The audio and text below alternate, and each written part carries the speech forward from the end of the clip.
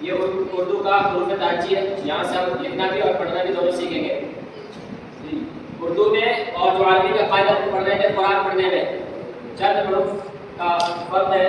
اردو میں کچھ حروف زیادہ ہے، ہم وہ زیادہ والے حروف بتا دیتے ہیں کیونکہ نورانی قاعدہ میں ہے عربی والے سارے حروف پڑھ رکھے ہیں۔ ان میں سے جو اردو میں زیادہ حروف ہیں، نمبر 1 یہ با، الف با با، تیسرے نمبر پہ تا تا، دوسرا حرف جو زیادہ ہے، چا تیسرا حرف، دال چوتھا حرف، یہ بڑی والی اڑا پانچواں حرف، زابی 2 ہے اردو میں تو 6 ہو گئے، کاف 7، ہا اردو میں 2 ہے، یہ دونوں عربی میں بھی استعمال ہوتے ہیں، تو ان دونوں کو اگر شمار کریں گے تو ایک اس کو لے لیتے ہیں 8۔ یا بھی اس میں 2 ہے، ایک یا معروف ہے، ایک مجہول ہے۔ عربی کے اندر مجہول پڑھنے سے منع کیا گیا تھا، زیر ہے، پیش ہے، وہاں یہ کہا گیا معروف پڑھے، مجہول سے بچے، ٹھیک ہے۔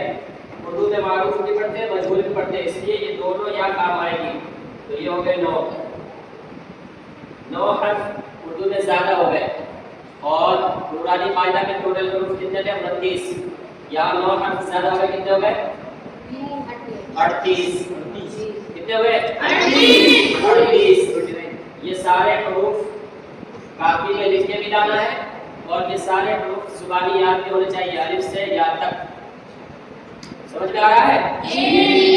ایک سبق کو میں ایک مرتبہ پڑھاؤں گا، دوسری مرتبہ شاید موقع نہ ملے تمہیں سمجھنے پڑھنے کا، اس لیے ایک مرتبہ میں ہی سارے سبق یاد کر لینا ہے۔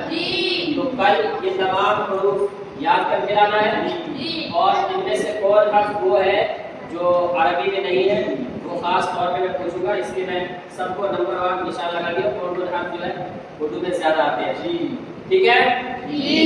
تو جو نقل لکھنا ہے اس نقل میں یہ سارے حروف آنے چاہیے، صاف ستھرے، ایسے کہ دکھے یا مجھے پتہ چلے کہ تم نے لکھا ہے۔ ہاں ٹھیک ہے، بس آج کے لیے اتنا۔